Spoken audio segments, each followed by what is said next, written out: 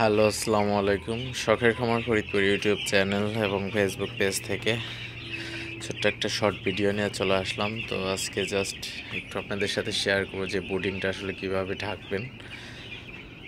তো প্রচণ্ড শীত হলে আসলে তাপমাত্রাটা আসলে ভিতরে ধরে রাখা খুবই কষ্টসাধ্য হয়ে থাকে।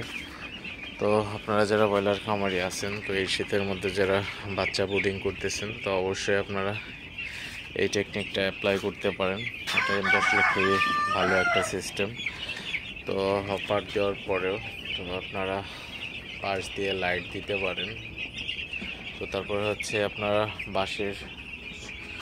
বাঁশের চিকন লাঠি ব্যবহার করতে পারেন। বাঁশের চিকন লাঠি দেওয়ার পরে তার উপর দিয়ে বস্তা অথবা আপনার পেপার দিয়ে দিতে পারেন। তো অবশ্যই একটা জিনিস খেয়াল রাখবেন, বস্তা অথবা পেপার যাই দেন না কেন, এটা আপনার কনফার্ম হইতে হবে যে আসলে বস্তা অথবা পেপার যেন বুডিংয়ের ভিতরে না পড়ে যায়, তাহলে কিন্তু বাচ্চা মারা যেতে পারে।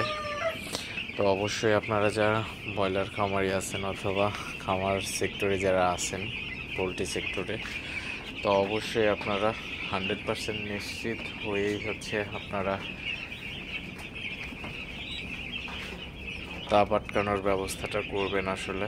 তো অবশ্যই আরেকটা জিনিস খেয়াল রাখবেন যে পুরোপুরি যে বুডিংয়ের 100% কিন্তু আপনার আটকানো যাবে না, তাহলে কিন্তু অতিরিক্ত গরমে কিন্তু বাচ্চার সমস্যা হয়ে যেতে পারে। তো আপনারা দেখতে পাচ্ছেন আমার এই হপার থেকে বস্তা মাঝখানে কিন্তু একটু ফাঁকা আছে, তো এই পাশে একটু ফাঁকা আছে। তো এমনভাবে দিবেন আসলে যাতে বাচ্চাগুলোর অতিরিক্ত ওভারহিট হলে যাতে ওভারহিটটা বের হয়ে যেতে পারে। তো এই জন্য একটু ফাঁকা ফাঁকা রাখবেন মাঝে মধ্যে, তাহলে কিন্তু আসলে তেমন একটা গরমও থাকবে না, ঠান্ডাও থাকবে না।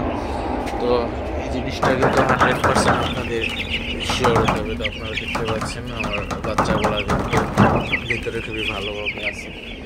তো যাই হোক, আপনাদের সাথে একটু শেয়ার করলাম। ভিডিওটি আর বেশি বড় করব না।